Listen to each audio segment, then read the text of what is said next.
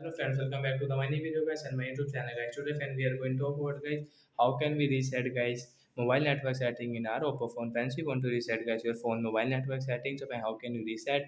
Today I will show you in this video guys. So before starting video friend, first of all go and subscribe the channel guys, click the bell icon and like the video. So first of all guys, open your phone setting to reset guys your mobile network setting guys. After on phone setting guys, scroll it. So friends, you can see guys this additional setting. So guys, click on phone additional setting guys. Again scroll friends, you can see guys your backup and reset guys, tap here.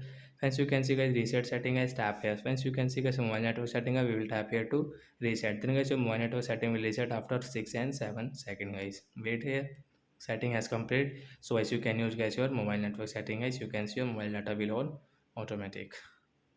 So like that guy, we can reset mobile network setting in our Oppo phone. So that's it guys. Thanks for watching the video. Bye bye friends.